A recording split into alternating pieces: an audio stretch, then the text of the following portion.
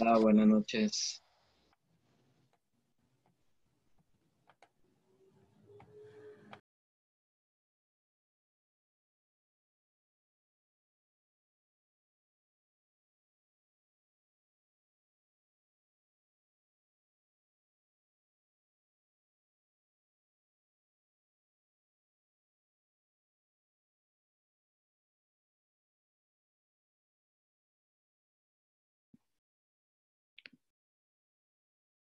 Hola, ¿cómo están? ¿Me escuchan? Bien, por dicha, mucho gusto. Ay, qué dicha. Bien, por favor. Hola, Sí, ¿qué te tal? escucho. Hola, buenas Qué tardes. pura vida. Chicos, vamos a empezar hoy eh, analizando un poco la lectura que dejamos de tarea. Como vieron, es un estudio sobre cómo, claro, es del 2015, ¿verdad? Han pasado muchísimas cosas y también lo pone a uno a pensar en cómo se ha disparado a partir de la pandemia este tema de las redes sociales, ¿verdad? O sea, es increíble ver cómo, evidentemente, hoy en día, mucha gente que de alguna manera era reacia,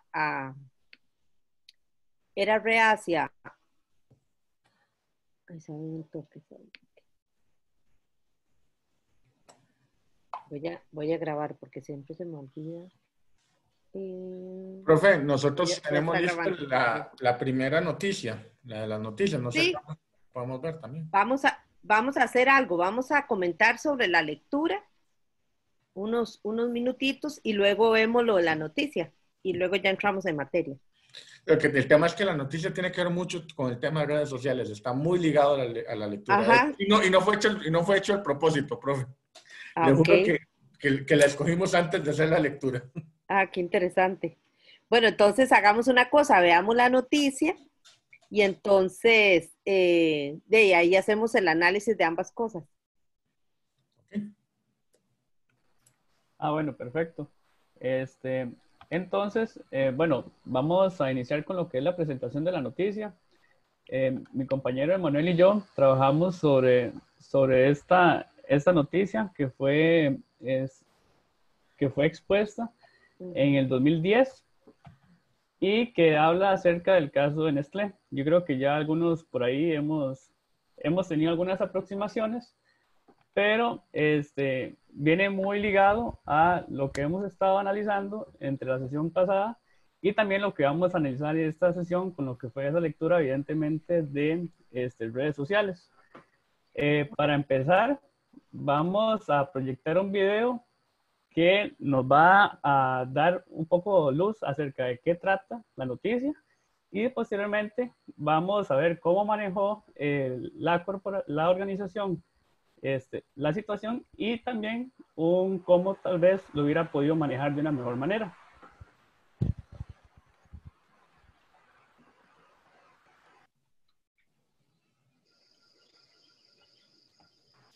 Emanuel, no sé si por ahí tenés para proyectar el video. Yo lo estoy proyectando, ¿se está viendo? Estamos No, en la presentación. Ok, voy a proyectar el video entonces de otra forma.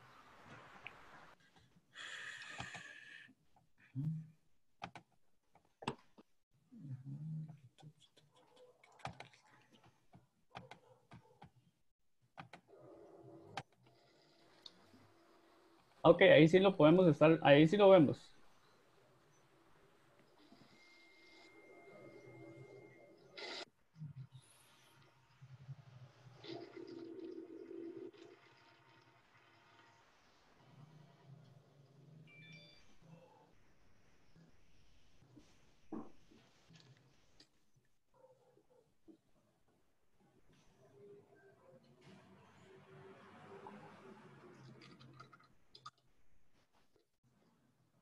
¿soy yo o no escucho el audio? ¿O no hay audio? Es que el audio está muy bajito. Emanuel, no sé si lo podríamos volver a empezar y ver si podemos Ok, subir voy un a poco el ponerlo de volumen nuevo, sí. o estar al máximo. Profe, tal vez si le des un poquito la compu.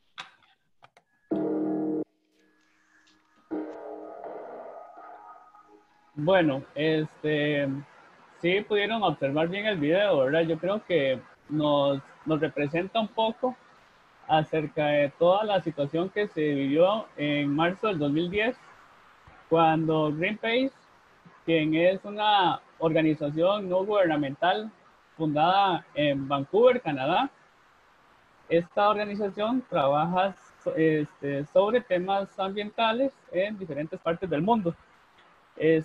Y en este caso, Manuel, no sé si podemos proyectar por ahí compartir la presentación.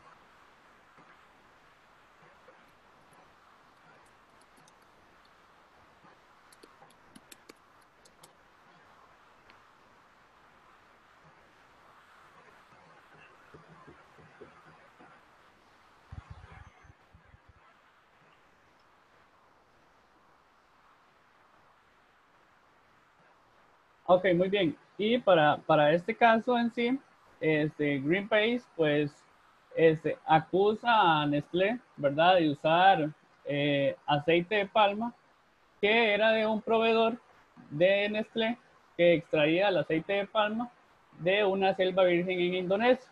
Justamente esta zona de Indonesia es el hábitat natural del orangután.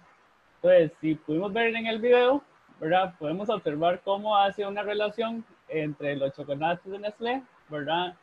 Y este animal que obviamente tenía su hábitat y que estaba siendo destruido por la extracción del aceite de palma en esta zona de Indonesia. Identificamos 5 stakeholders o 5 públicos de interés, entre ellas 2 agencias regulatorias en materia ambiental, una con una corriente europea y otra, ¿verdad? Proveniendo justamente de Indonesia, que era el país donde se extraía este aceite de palma que estaba utilizando Nestlé para sus productos. Bueno, pues qué pasó aquí también, ¿verdad? Que obviamente se dio toda una situación conflictiva con parte de estas 2 agencias regulatorias por el tema ambiental, ¿verdad? También identificamos por ahí lo que fueron los proveedores. Si bien es cierto, no todos los proveedores provenían de Indonesia, ni todos los aceites de palma venían de ese país. Entonces sí era como importante en su momento que Nestlé, a partir de toda esta situación que estaba poniendo en juego la reputación de la empresa o de la organización, también hiciera una revisión exhaustiva de los otros proveedores de los que estaba captando aceite de palma, para identificar también algún otro posible riesgo, ¿verdad? Ante esta violación o ante este daño ambiental que se estaba ocasionando. Sí es importante que obviamente pues todos los proveedores en su momento pues se sintieron amenazados, digamos, porque la reputación de la organización pues estaba viendo afectada por todo este problema, ¿verdad? A nivel interno, algo que no hizo Nestlé en su momento, o que pudimos identificar que no se hizo en su momento, fue evacuar todas las dudas de todas las personas colaboradoras. Entonces comenzó a surgir, ¿verdad? Pues incendios reputacionales a lo interno de la organización, y que esto también generó, pues obviamente, muchas murmuraciones y muchos conflictos a nivel interno de la organización como tal. Ahora bien, o la parte más importante, o el stakeholder que también consideramos uno de los más importantes, fue justamente Greenpeace, a la cual pues obviamente le interesaba, ¿verdad?, que Nestlé, por así decirlo, como decimos popularmente, pues diera la cara y dijera qué era lo que estaba pasando y cómo iba a reaccionar. Pues obviamente Nestlé se tardó en dar respuesta a ese stakeholder, y a partir de eso fue que surgió la elaboración de este video, que bueno, ahora vamos a ver un poquito más adelante cómo se llevó a cabo todo este tema en redes sociales. Y por último, tenemos clientes que se sentían defraudados, ¿verdad?, por la compañía, al darse cuenta de toda la situación que se estaba dando con el aceite de palma que estaban extrayendo para la creación de sus productos, ¿verdad? Entonces, estos 5 grandes stakeholders fueron los que identificamos a grandes rasgos. Vamos a ver, porque yo creo que la profe puso un mensaje. Y bueno, vamos a ver cuál fue la reacción, ¿verdad? O la primera reacción que tuvo Nestlé con respecto a toda esta situación que se dio. Bueno, parte de las reacciones y lo que generó más, un poco más de controversia a nivel de redes sociales fue justamente que Nestlé quitó el video, este video que nosotros observamos, ¿verdad? Pidió que se eliminara de YouTube. Y esto, pues obviamente, ¿verdad? También creó otra crisis, ¿verdad? A nivel de redes sociales, con el tema, con YouTube, ¿verdad? Entonces comenzaron críticas también contra YouTube por haber censurado, pues, el video que exponía la realidad de lo que estaba pasando, ¿verdad? Con los productos Nestlé. Esto también permitió que obviamente las personas tuvieran acceso por medio de otras plataformas, ¿verdad? Y, ¿verdad? Pues obviamente se generó toda una gran problemática reputacional, ¿verdad? Tanto para Nestlé como para YouTube por haber permitido la eliminación o la censura de este video. Ese fue el primer paso, ¿verdad? O el primer eslabón de toda una crisis reputacional que tuvo Nestlé en el 2010. Podemos observar, ¿verdad? Que también se dieron muchos comentarios, ¿verdad? Por ejemplo, aquí estamos viendo algunos mensajes que se estaban dando por medio de Facebook, ¿verdad? Y también podemos ver cómo le cambiaron el logo, ¿verdad? Y le pusieron killer, ¿verdad? Que significa asesino, ¿verdad? Entonces, cómo también estaba existiendo todo un manejo de redes sociales, ¿verdad? Y que estaba afectando obviamente toda la operación de Nestlé en los mercados internacionales. Igual, ¿verdad? También, por ejemplo, Nestlé advirtió que sí iba a responder a las dudas, pero que hicieran algunos cambios, ¿verdad? A nivel de redes sociales todos sabemos cómo se maneja, ¿verdad? Y que es muy difícil que una vez de que uno postee algo, ¿verdad? Pues pueda haber un retroceso, ¿verdad? Y bueno, también es parte a lo que se expuso Nestlé en este momento cuando pidió que, por ejemplo, ¿verdad? Eliminaran los comentarios que tenían este logo, ¿verdad? Que habían creado, ¿verdad? Entonces, ese fue un primer ataque que se comenzó a dar en redes sociales en contra de la compañía. Y por último, ¿verdad? También se da una segunda pugna contra Nestlé, ¿verdad? Cuando, por ejemplo, él respondió que a todas las personas que estaban siendo detractoras, ¿verdad? Dejar de seguir sus páginas, ¿verdad? O de dejar de seguir su compañía, y eso es prácticamente en el mercado, ¿verdad? Como un asesinato a la compañía entera, ¿verdad? De decir, dejen de seguirme si no les parece como yo lo hago, ¿verdad? Entonces, toda esta crisis, ¿verdad? También se dio o se pudo vivenciar a nivel de redes sociales, que es donde lo vinculamos un poco con el tema de la lectura de hoy. Creo que estuvo como muy atinado que toda esta parte y este manejo y este mal manejo que hizo Nestlé en plataformas virtuales, ¿verdad? Pues nos dieran pie a lo que sucedió. Ahora, Emanuel nos va a exponer un poco acerca de, ya vimos un poco de cómo se manejó o de cómo se hizo un mal manejo, ¿verdad? A nivel de stakeholders con estos públicos de interés acerca de esa situación. Y Emanuel nos va a explicar un poco acerca de cómo pudo haberlo manejado de una mejor manera la compañía Nestlé.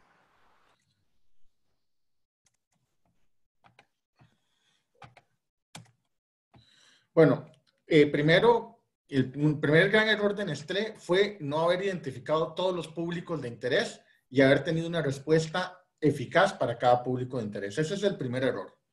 A todo el mundo les contestó lo mismo, de la misma manera y por el mismo canal, y muy mal hecho. Cuando hay una crisis reputacional, se pueden identificar por lo menos 4 fases. La primera es la preventiva, que es antes de que ocurra el hecho. La segunda es la respuesta inmediata, que es justo cuando se da el hecho reputacional. Después una fase estratégica, que es lo que genera reacción y mitigación. Y una cuarta fase que es un aprendizaje y un balance, que es un reforzamiento hacia el futuro. Nosotros pensamos que en la fase de prevención, Nestlé debió haber tenido un conocimiento mayor de sus públicos de interés, principalmente sus proveedores. Nos encontramos noticias que ya antes de que Greenpeace sacara ese video, ya había medios de comunicación en Indonesia que habían alertado el tema. O sea, ese video no lo hace Greenpeace. Primeramente, las tomas del orangután. Esas tomas son sacadas de medios de comunicación de Indonesia. Quiere decir que Greenpeace desconocía por completo como uno de sus públicos de interés más importantes, como lo es uno de sus proveedores, de los más grandes, cómo actuaba. Greenpeace no lo conocía. Después robustecer un poco el plan de responsabilidad social, analizando todos, como ellos tienen insumos agrícolas, todas esas huellas que están teniendo, inclusive sus públicos de interés, para poder fomentar y crear un mejor plan de responsabilidad social que sirva de plataforma de lucha cuando sean estas situaciones.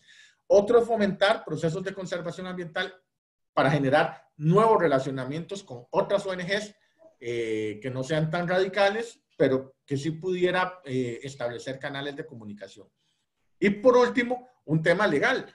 Nestlé no tenía ninguna cláusula legal para exigir desempeños ambientales a sus proveedores y que ellos pudieran resolver los contratos cuando quedara claro que alguno de los contratistas no cumplía con ciertos desempeños o presentaba estos problemas como pasó con Sinarmas. La respuesta inmediata, había que salir diciendo que hay que hacer una investigación. Nestlé no podía en ese momento estar seguro si ese video de ese orangután era por causa de Sinarmas, simplemente tenía ese video, pero ante ello tenía que realizar algo. Y lo primero que tenía que haber salido diciendo es que se iba a hacer una investigación del proveedor y a la vez de todos los demás proveedores que están alrededor de la empresa. Tener un diálogo con los stakeholders, explicarles cuáles iban a ser los protocolos a seguir, inclusive si tenía stakeholders de mucha confianza, o sea, grupos de interés de mucha confianza que pudieran presentar personas que ayudaran en la investigación o que sirvieran como mediadores en la situación, haber buscado ese tipo de relación con esos stakeholders. Y por último, una carta pública a Greenpeace. Sabemos que Greenpeace no iba a hacer absolutamente nada porque ya había dado el golpe de efecto que querían, estaban a la ofensiva. Sin embargo, esa carta pública le servía no tanto para ese público de interés, sino para calmar los ánimos del resto de públicos de interés que podían estar siendo afectados. Les cuento que yo en esa época cuando se dio esto, trabajaba para Copiagropal en la zona sur, que es proveedor de aceite de palma para Nestlé, y Nestlé nunca ni siquiera buscó comunicarse con otros proveedores que estaban siendo afectados, porque lo que se hacía era que todo el sector de palma funcionaba exactamente igual que en Indonesia. La fase estratégica, haber generado mecanismos aclarativos de dudas, generar un webinar o por YouTube que permitieran un diálogo franco, ameno y respetuoso con los grupos de interés, principalmente con los clientes. Haber sacado un vocero utilizando la misma plataforma como YouTube o utilizando Facebook, explicando qué es lo que había pasado, qué es lo que se está avanzando y si se tiene que pedir disculpas, pidiendo disculpas por algo, si es correcta las disculpas o todos los procesos, mostrándose abiertos al diálogo, no haciendo lo que estaban haciendo. Generar canales de respuesta a las inquietudes para cada uno de los grupos de interés y ofrecer disculpas en el momento justo, reconociendo el error. Al final lo tuvieron que hacer, reconocieron el error y ofrecieron disculpas. Sin embargo, lo hicieron muy tarde. Tenían que haberlo hecho en esta etapa y planteando las medidas correspondientes para que casos como ese no se vuelvan a presentar. Y lo más importante, no censurar ni pedir censuras a nadie. O sea, ese fue un enorme error del equipo de comunicación de Nestlé, porque lo que generó con eso es molestar más a tus grupos de interés, que se molestaran más y que pensaran que Nestlé estaba tratando de ocultar algo. Y en la fase de aprendizaje, realizar una encuesta reputacional entre los stakeholders principalmente, o un sondeo para saber qué tanto fue dañada la reputación de la empresa.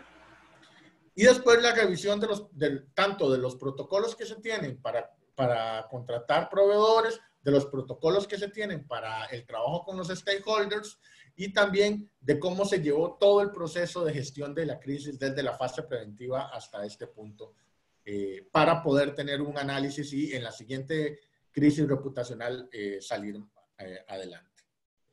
Eso es todo. Muchas gracias. ¿Alguna pregunta, algún comentario? Son siempre bienvenidos. No, excelente el análisis del caso y evidentemente muy relacionado con la lectura. El video es súper incendiario, ¿verdad? Ese video es claramente el resultado de un mal relacionamiento. Yo quisiera tirar la pregunta de que si, porque ustedes hacen el supuesto de que ellos no sabían que el proveedor estaba causando ese impacto o que si lo sabían se lo tenían como guardado. Pero yo quisiera saber si Nestlé sabía o ustedes creen que no tuviera claro que ya Greenpeace estaba detrás del caso y eso es alerta roja por todo lado, ¿verdad? Uno ya sabe cómo funciona Greenpeace, ¿verdad? Que es confrontativo. Y yo me hago la pregunta de que evidentemente, bueno, estuvo muy mal manejado el tema de la reacción inmediata de la empresa.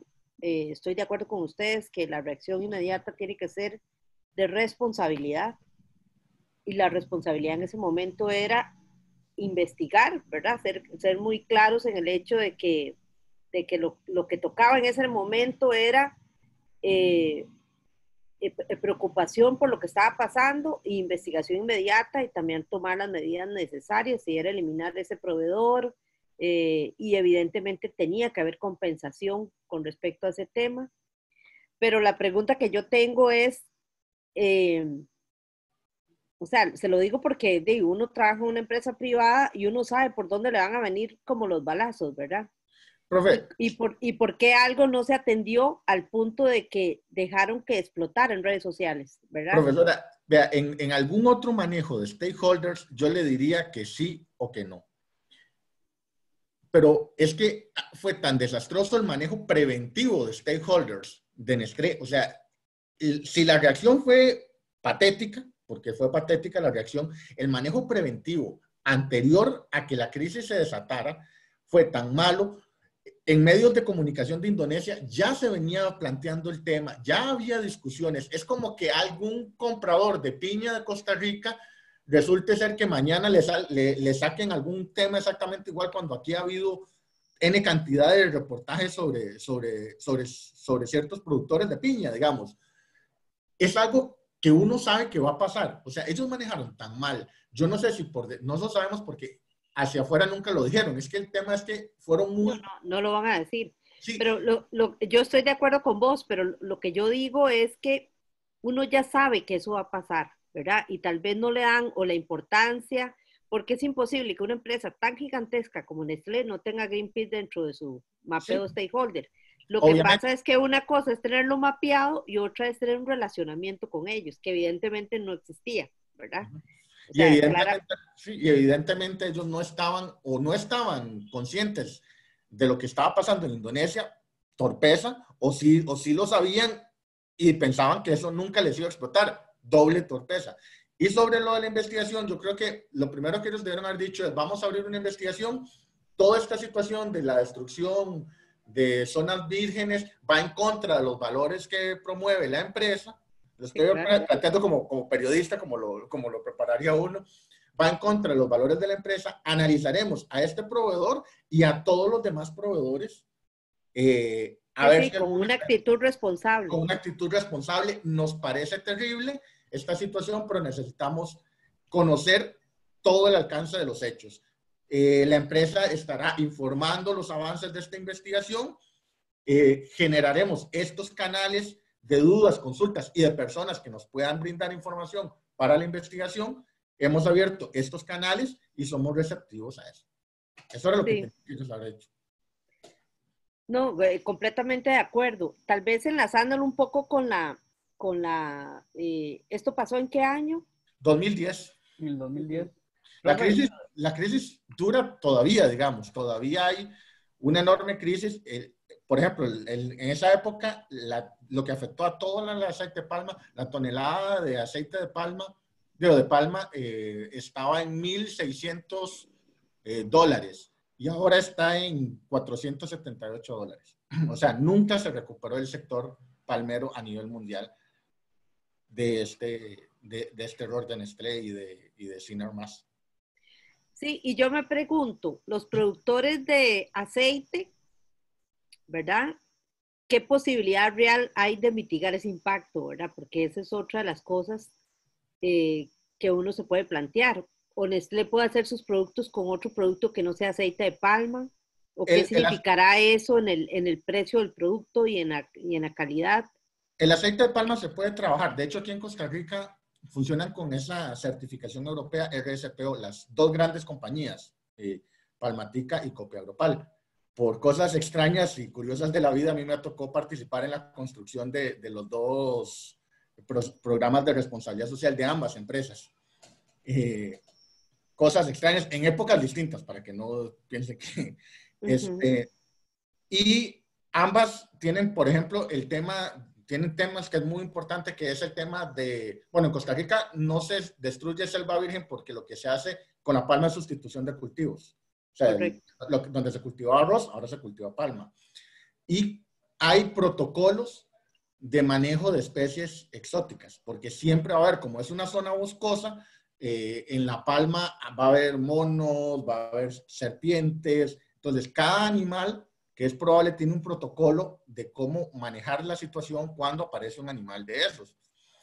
Y cómo no interferir en ellos y evitar que el daño a ellos.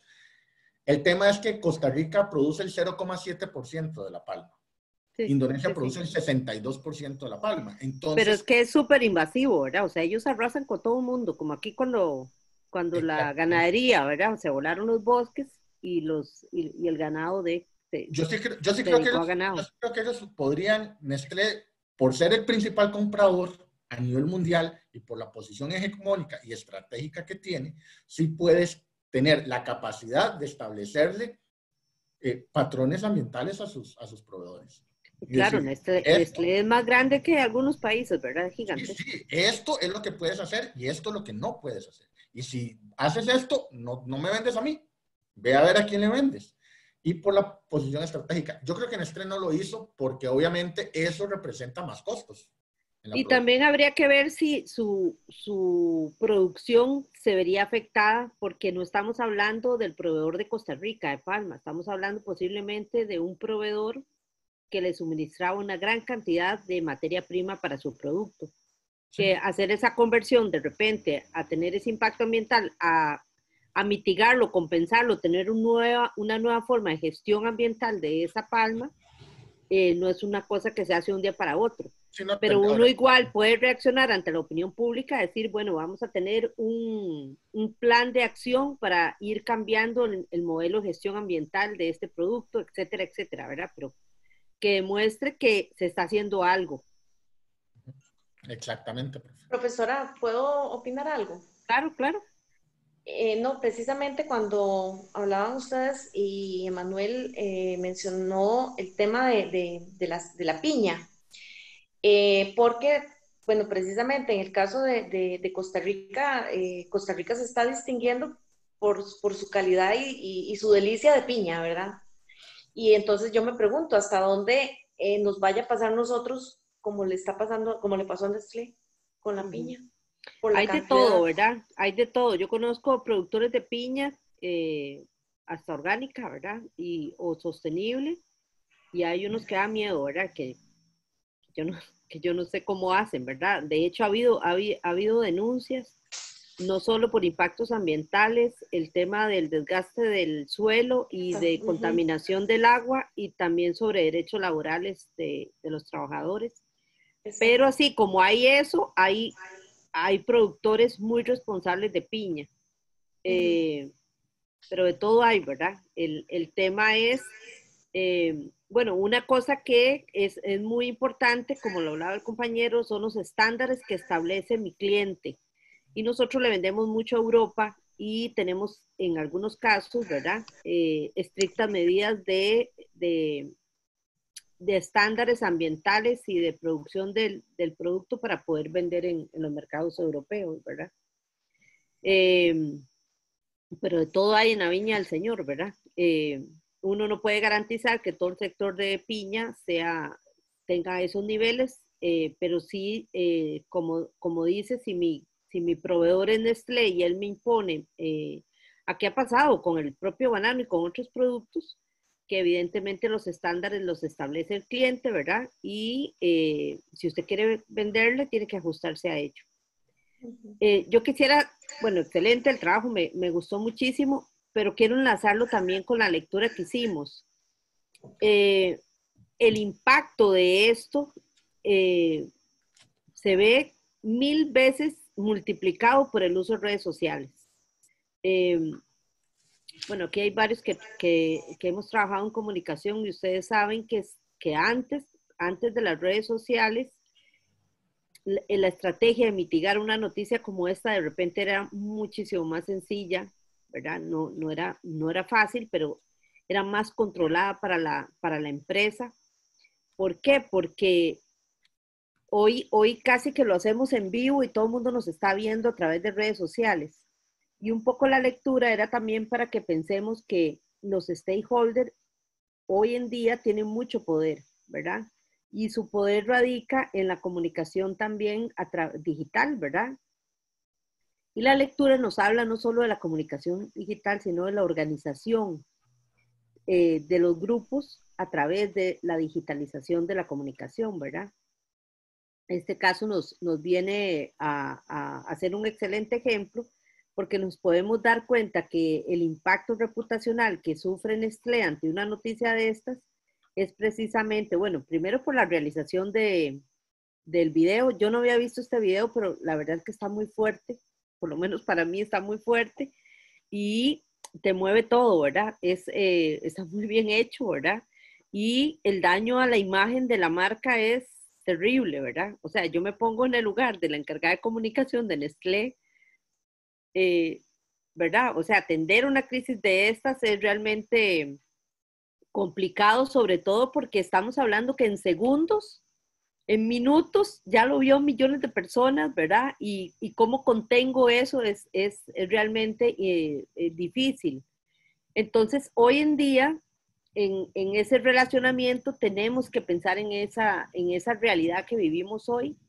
De hecho, hoy, en este año de pandemia, más gente se ha digitalizado obligadamente. Había mucha gente que nada que ver con esto, ni nada que ver con Zoom, y ha tenido que aprender y hemos tenido que seguir trabajando a través de la digitalización, pero el post pandemia nos está mostrando o nos va a mostrar organizaciones más digitalizadas y organizaciones civiles organizadas de todo tipo de cara a cualquier cosa, ¿verdad? O sea, si yo soy parte de una organización o soy un político o soy el Estado o soy una empresa.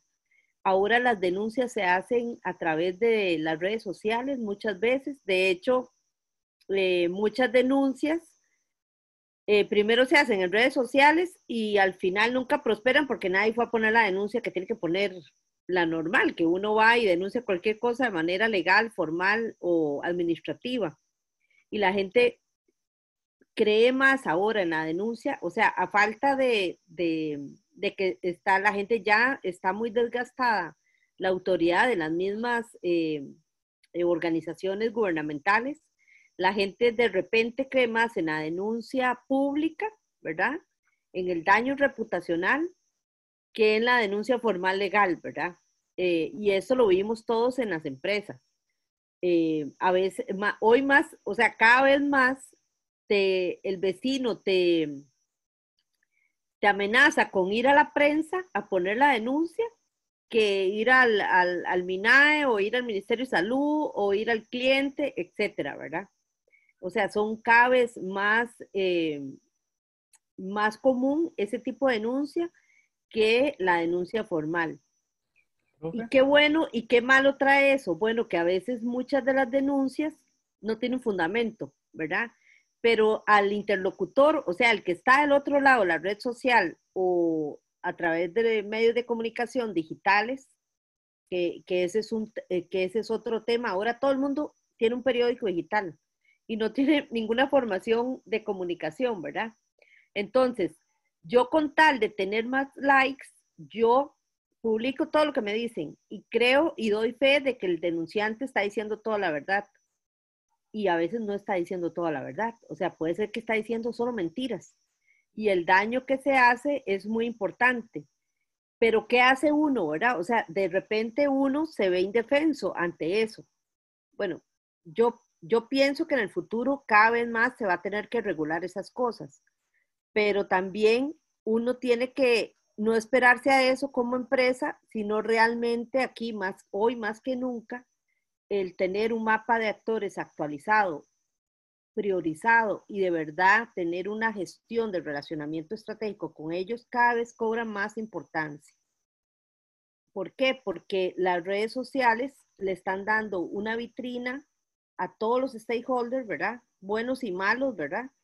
Y de repente de ahí, uno se puede ver juzgado, ¿verdad? Crucificado, etcétera. Y cuando usted demuestra que el que tenía la razón era usted, ya no hay forma de compensar el daño que se hizo. Y eso es muy, muy importante también de analizarlo, porque es algo con lo que hay que jugar hoy en día. O sea, no es lo mismo que, es como cuando, bueno, los que trabajamos en comunicación, lo que hay que hacer es evitar que una noticia salga mal, o sea, ya cuando una noticia sale en los medios de comunicación, ya lo que queda es mitigar, o sea, el daño se hizo, bueno y malo. Entonces es muy importante lo que usted haga de previo, o sea, la gestión del relacionamiento es muy importante. Lo que estamos viendo con Nestlé es el resultado de una mala gestión del relacionamiento con algunos stakeholders y evidentemente de gestión de producción, ¿verdad? Porque no se puede tapar el sol con un dedo tampoco. Pero en lo que nos corresponde a nosotros, tenemos que tener muy claro que hoy más que nunca, casi que trabajamos en vivo, ¿verdad? Hoy cualquiera puede andar grabando un Facebook Live y es como cuando llega un periodista con la cámara encendida y te hace preguntas de un solo sin ningún preámbulo. Lo mismo sucede con los benditos videos y el FaceTime, ¿verdad? O sea, es todo un tema que hay que tomar en cuenta. ¿Comentarios? ¿Alguien más? No, yo nada más iba a hacer un comentario así muy breve, y es que, ¿verdad? Toda esta situación del manejo que hizo Nestlé también produjo, ¿verdad? Que tú llegara a tener que tomar la decisión de dejar de recibir, ¿verdad? Pues productos de este proveedor, ¿verdad? Y que eso pues obviamente también, como decía Manuel, ¿verdad? En la comparación del aceite de palma que se produce en Indonesia versus el que producimos en Costa Rica, pues obviamente eso tuvo un impacto, ¿verdad? Bastante fuerte a nivel económico también en la corporación, ¿verdad? Entonces también cómo toda esta situación produjo, ¿verdad? Casi que traerse abajo, ¿verdad? Mucha gran parte de todo el mercado internacional que tiene Nestlé. Sí, y no lo sabemos, pero de repente de la venta del producto me imagino que se vio muy afectado. ¿No es Muy verdad? probablemente, profesora. Pero no solo eso, es que afectó a todo el sector de palma. Y fue la primera Sí, crisis así grande reputacional en redes sociales que hubo a nivel mundial. Por eso es que lo escogimos nosotros. súper bien. Muy bien, lo felicito. Eh, Hoy tenemos mucha materia que ver, entonces si quieren voy a compartir la presentación de hoy para entrar en materia. Chicos, bueno, ahora vamos a ver esas cosas. Ahora, a ver, ¿A quién le toca la siguiente lectura? Que la vamos a dejar para la clase 4, me parece. Ahora lo vemos. Voy a ponerles este video. Voy a ver si como la vez pasada logré que se escuchara, porque me pasó lo otro. ¿Ustedes lo oyen, chicos? No, ¿Sí lo oyen? Profe. No, profe, no se escucha. No, solo se ve la imagen. Para ver cómo era calidad, sus títulos. Que no me acuerdo cómo era. Santo. Voy a dejar de... Creo que había, cuando yo le iba a compartir. Cuando le va a dar compartir en la partecita de abajo, le da los dos checkboxes. ¿Verdad? Vale, ¿Verdad? profe, sí. Ajá. A los dos, eso sí, para que la vea bien bonito el audio. Aquí, compartir sonido en la compu.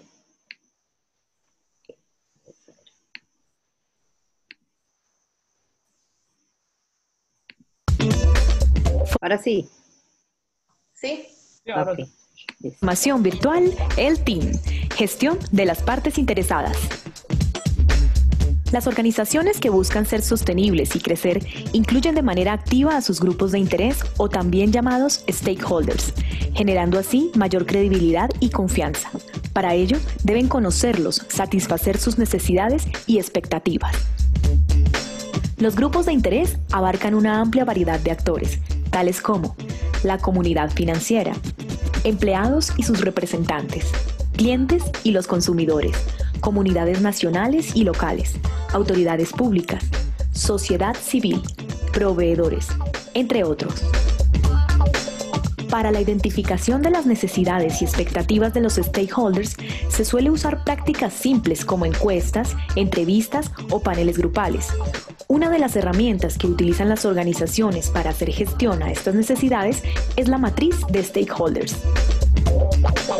Esta matriz se construye incorporando 4 datos importantes: identificación, quiénes son y cómo se llaman; expectativas, qué buscan y qué esperan; obligaciones, qué derechos tienen y qué obligaciones tenemos; priorización, quiénes son los más importantes. Algunas de las necesidades y expectativas de los stakeholders pueden ser de los accionistas, de los empleados, de los clientes y consumidores, de los proveedores, de las autoridades públicas y de la sociedad. Paralelo a la identificación de las necesidades de los stakeholders, las organizaciones deben priorizar a cada una de sus partes interesadas. Para ello, existen varios métodos, bien sea de tipo cualitativo o cuantitativo. Una primera forma es hacer una subdivisión en primarios, aquellos que son afectados directamente por las actividades de la organización, y secundarios, aquellos que indirectamente son afectados o para los que el impacto no es relevante. Una segunda forma consiste en dividirlos en 3 categorías: claves, aquellos que son realmente esenciales para la supervivencia de la organización; estratégicos, aquellos asociados a oportunidades o amenazas relevantes; del entorno, aquellos no incluidos en ninguna de las otras 2. Y una tercera forma es por urgencia, por poder o por legitimidad. Por urgencia, la relación con el stakeholder está marcada por el tiempo y es fundamental para la organización. Por poder, el stakeholder puede influir en otros para tomar decisiones que no habría tomado por su cuenta. Por legitimidad, el stakeholder tiene una capacidad de influencia moral o legal sobre el comportamiento de la organización. Esta categorización contribuye a la clasificación de los stakeholders en 7 tipos: demandados, latentes, optativos, peligrosos, dominantes, dependientes y definitivos. Las estrategias que desarrolla la organización con los stakeholders pueden depender de la relación de poder versus interés. Poder versus influencia. o impacto, influencia. Es importante destacar que la estructura de alto nivel de las normas ISO establece que las organizaciones deben determinar sus grupos de interés y comprender sus necesidades y expectativas, y que éstas deben ser monitoreadas y revisadas periódicamente. El mapeo de los stakeholders permite no caer en falsos positivos, stakeholders que se consideran relevantes y no lo son, y descuidar a los fantasmas, stakeholders que se consideran irrelevantes pero son de mucha importancia. Formación virtual, el team. Gestión de las partes interesadas. Bueno, ese video me gustó mucho porque resume mucho de lo que es la clase hoy. Habla de la importancia del mapeo de los stakeholders. El caso que nos traen los compañeros de Nestlé es un excelente ejemplo para identificar cada vez más eso como un área estratégica de la organización. Lamentablemente muchas empresas ni siquiera tienen un mapa o ni siquiera saben que tienen que tener un mapa. Al final del video habla sobre las normas ISO, ¿verdad? Las normas de gestión que muchas compañías voluntariamente tienen o porque a nivel competitivo las tenemos para destacar o para cumplir requisitos de clientes. Desde el 2015, en la actualización que se hizo de las normas ISO, el tema de expectativas de partes interesadas fue incorporado en todas las normas. Y eso es muy bueno porque de alguna manera no optativa ha hecho que las empresas tengan que ir pensando en esto, al menos las que están certificadas. Pero eso es un estándar internacional que ya no lo vamos a encontrar prácticamente en todas las empresas que tienen implementado un sistema de gestión y por eso es muy importante valorarlo. Hay muchas formas de clasificar e identificar y priorizar stakeholders. Hoy vamos a repasar algunas de ellas. Hay muchos modelos de gestión y vamos a estarlos viendo durante este curso. Ok, ¿por qué el manejo de expectativas es crítico? Bueno, tiene que ver con el éxito del proyecto, con una mejor comunicación y con la satisfacción al final del cliente. Pero aquí hay una pregunta, ¿verdad? Con un proyecto exitoso, ¿logramos de forma automática la satisfacción del cliente?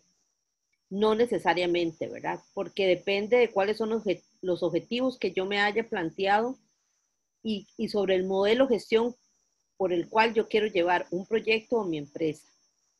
Yo puedo alcanzar posiblemente todos los objetivos que me he planteado, pero no necesariamente los he hecho a través de una buena gestión con mis stakeholders.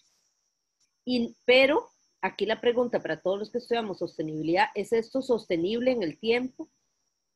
Porque Nestlé posiblemente el Kit Kat era un excelente producto, se vendía súper bien, tenía un excelente precio, un excelente proveedor de una materia prima fundamental para el producto, pero algo que no mapeó, digamos, yo tengo mis dudas que no lo tuviera mapeado o que no lo supiera, al que no le di importancia, al que yo no quise atender de repente como un tema relevante, les explotó en la cara y vino a causar una crisis sustancial, no solo para ese producto, sino para la marca. Lo que hace el daño reputacional no es solo afecta a la imagen, o sea, afecta a la economía, a la organización. Yo quisiera ver o entender el valor de las acciones, cómo cayó en esta empresa durante ese momento de crisis, ¿verdad? Ok, básicamente, ¿cómo se identifican stakeholders? Bueno, hay unos pasos fundamentales, ¿verdad? Que es la identificación, la ubicación, la investigación de esos stakeholders y el análisis, un poco la priorización que hagamos de él. Esto permite formular y poner en marcha estrategias y tomar las decisiones que satisfagan a todos o a la mayor parte de los stakeholders.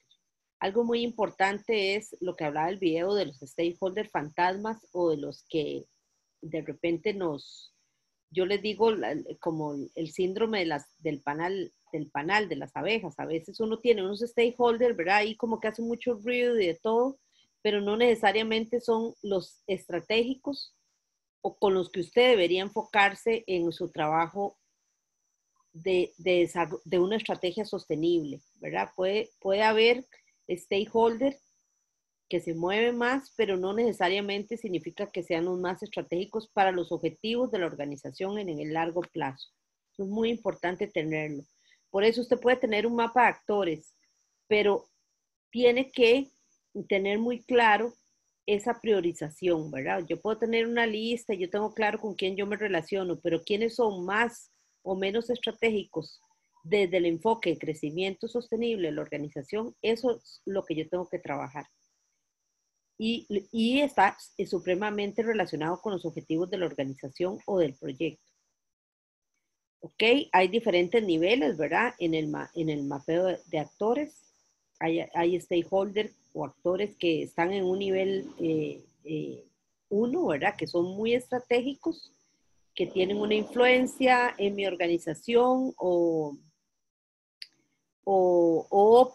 son potencialmente muy relacionados con los impactos de mi organización, que es el método de accountability, que es el que nosotros vamos a desarrollar en este curso, relaciona a los stakeholders más a los objetivos e impactos de la organización. Y hay stakeholders que son más o menos cercanos a lo fundamental de mi organización, ¿verdad? Y eso es muy importante tener ordenado ese nivel para yo también administrar el nivel de gestión que tengo que tener para cada uno de ellos. Evidentemente hay una clasificación, hay stakeholders internos y externos. Si es un proyecto, evidentemente tiene stakeholders que también deberíamos mapear dependiendo del proyecto, los stakeholders internos y los stakeholders que están fuera de la organización. Y también hay stakeholders para el mapa de actores general de la compañía. Esto lo vemos mucho cuando los proyectos son grandes, son estratégicos para la empresa y uno requiere hacer un mapeo stakeholder específicamente para el relacionamiento de ese proyecto en específico. Lo puede hacer perfectamente. No necesariamente va a ser el mismo mapa de actores que usa la organización en lo general.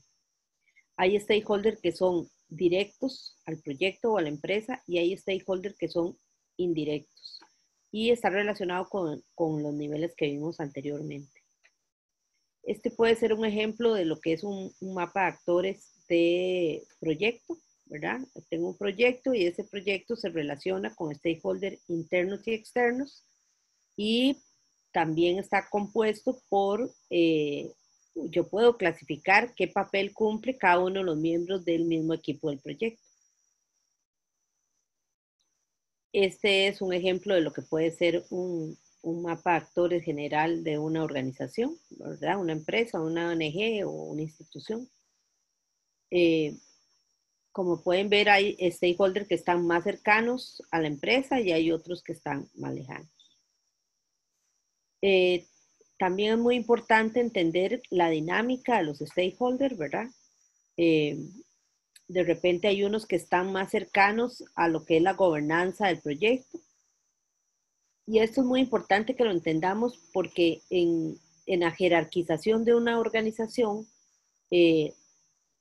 los stakeholders evidentemente van a ser diferentes. No es lo mismo la alta dirección de una empresa o proyecto con quién se relacionan directa o indirectamente y qué nivel de influencia tienen en ese sector de la organización que aquellos de la parte operativa del proyecto. Esta materia es muy de lógica, ¿verdad? Tiene esa lógica de relacionamiento, ¿verdad? De relaciones públicas. Y hay que verlo como un elemento muy estratégico. ¿Quiénes aportan o podrían ser un obstáculo al logro de mis objetivos, ¿verdad? O quiénes pueden ayudarme a potenciar esos objetivos. Es muy importante y debemos conocer y entender a nuestros grupos de interés, ¿verdad? Nuestros stakeholders, porque solo así vamos a poder plantearnos estrategias adecuadas. Y esto tiene que ver, yo siempre lo pongo así con que la empresa tiene que ser una empresa que tenga unas orejas muy grandes y unos ojos muy grandes. ¿verdad? Tenemos que aprender a escuchar y tenemos que aprender a mirar a lo interno y a lo externo de la organización. Las mejores empresas, y yo siempre lo he dicho, las más sostenibles son las que tienen una escucha activa. ¿Por qué? Porque el relacionamiento con los grupos de interés está directamente, directamente relacionado con la mejora continua de la organización y de los procesos. ¿Por qué? Porque en los diálogos que yo establezca con mis grupos de interés, yo voy a encontrar grandes oportunidades y voy a poder identificar grandes amenazas también. Como lo vimos con Nestlé, perdón, cuando estaba escuchando a los compañeros, yo siempre me estaba haciendo la pregunta, o sea, ¿qué pasó antes que todo esto reventara? Tuvieron que haber pasado muchas cosas, mucha gente no quiso entender la gravedad del tema, ¿verdad?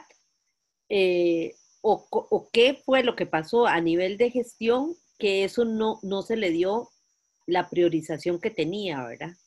O sea, alguien fue omiso en entender que eso era estratégico, que era relevante y que había que ponerle toda la atención del mundo.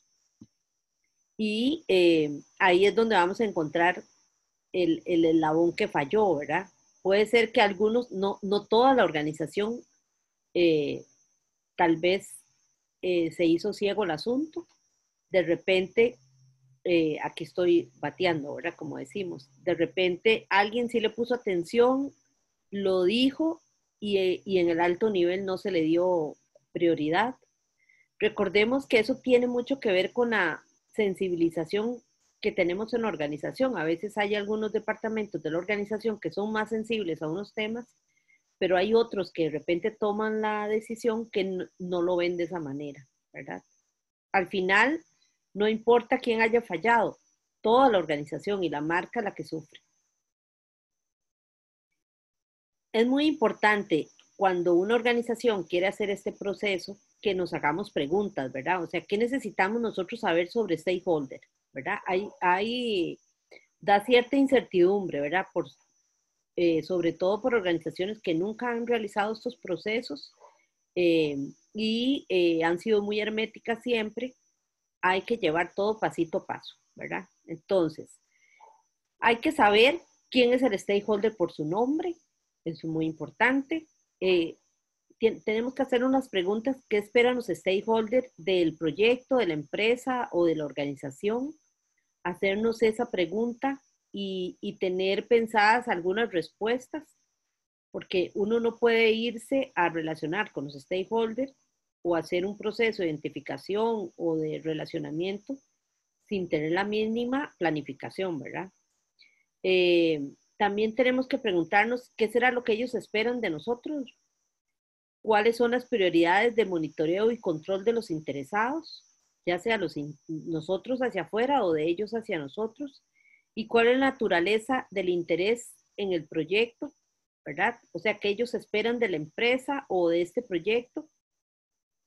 Esas preguntas tenemos que contestarlas inicialmente nosotros y luego en la investigación que hagamos con los grupos de interés. ¿Qué herramientas se usan? Bueno, aquí lo estamos viendo grandes rasgos nada más para entenderlo, pero se usan las mismas herramientas de investigación de mercados que ya conocemos.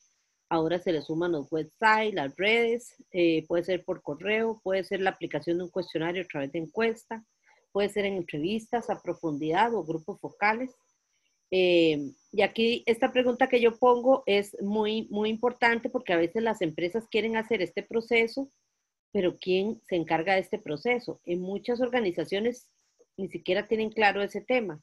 Yo siempre he pensado que tiene que ser un trabajo en equipo, porque los resultados de este relacionamiento, al igual que son temas de sostenibilidad, tienen que estar integrados en toda la organización. Y también porque todos tenemos grupos de interés con los que nos relacionamos, no importa el departamento en el que usted trabaje. O sea, lo que trato de decir es que no es como siempre que el que se encarga es el departamento de responsabilidad social y a él le compete todo. Puede ser que dirija el proyecto, pero la información es para la toma de decisiones y eso es muy importante que lo tengamos claro. No es para cumplir un requisito de una norma o solo para tenerlo.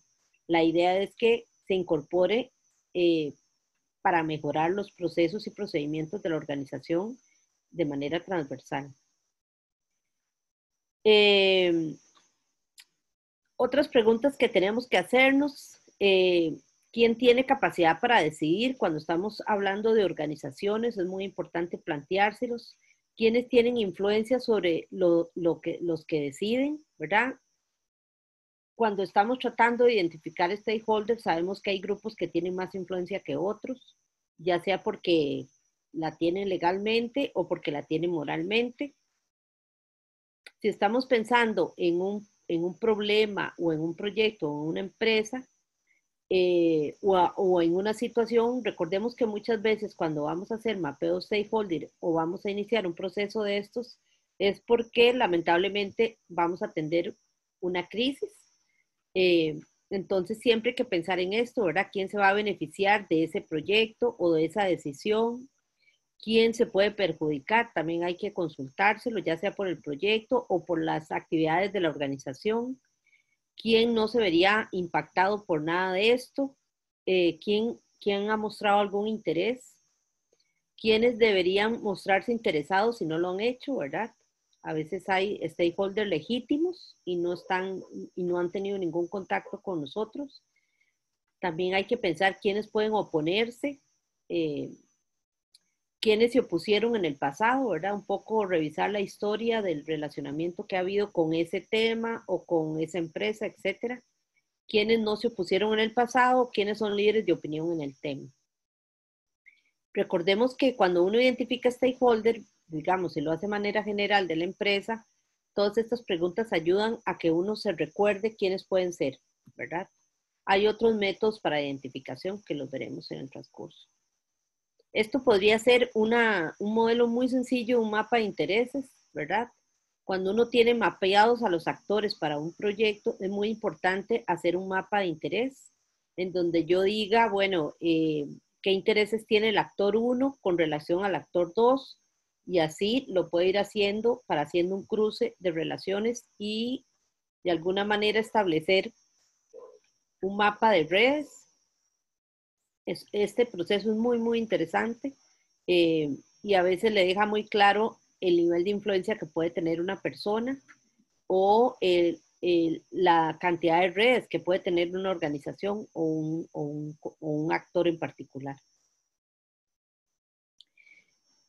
Cuando uno tiene la identificación, recordemos que la identificación de stakeholder es como esa lista donde yo ya enumeré con todas las personas que la empresa se relaciona, o instituciones que se relaciona, o organizaciones que se relacionan. Uno puede hacer tan específico el mapa de actores como la empresa lo decida. Hay empresas que no ocupan para su mapa de actores general poner nombres y apellidos, a no ser que en particular esa persona sea muy relevante. Como por ejemplo, yo trabajo en el sector de la construcción. Evidentemente, el ministro del Ministerio de Obras Públicas y Transportes es alguien que uno pone con nombres y apellidos, sobre todo porque es como una figura política también que hay que analizar desde otras aristas. Pero habrá organismos en donde yo puedo poner el MINA en particular o otros stakeholders de manera general, solo para tenerlos mapeados. Y en esa identificación yo aún los puedo agrupar para ordenar más la información. Puede ser que yo ponga autoridades, que yo ponga clientes y no tenga que poner toda la lista de clientes. Me explico, porque a nivel de diseño, de estrategia, de relacionamiento general, no necesariamente yo necesitaré esa especificidad o esa minuciosidad de tener nombres y apellidos, ¿verdad? Yo como organización puedo tener un mapa de actores con clasificaciones generales y en estrategia yo puedo decir, bueno, mi relacionamiento con el sector académico va a ser de esta y esta manera. Ya cuando yo voy a hacer planes de trabajo, yo ahí sí puedo identificar que en ese sector académico, bueno, en particular puedo trabajar con la Universidad de Costa Rica, laboratorio tal, o sea, ese es como un stakeholder específico. Pero no tengo que ser tan minucioso desde el puro principio, pero es una decisión particular de cualquier organización. He visto mapas de actores súper específicos. Lo que pasa es que a veces son difíciles de manejar cuando son muchos, ¿verdad? Sobre todo cuando yo lo que voy a establecer son estrategias generales de la organización. Ok, cuando yo tengo identificado stakeholder, ¿verdad? Esos listados tan o más específicos que yo quisiera, yo puedo analizarlos utilizando diferentes formas de clasificación de matrices. Esto también es particular de cada organización. De hecho, puede establecer formas de evaluación muy particulares de cada organización. Aquí les enseño unos ejemplos. Por ejemplo, yo puedo hacer un análisis de matriz de poder e interés.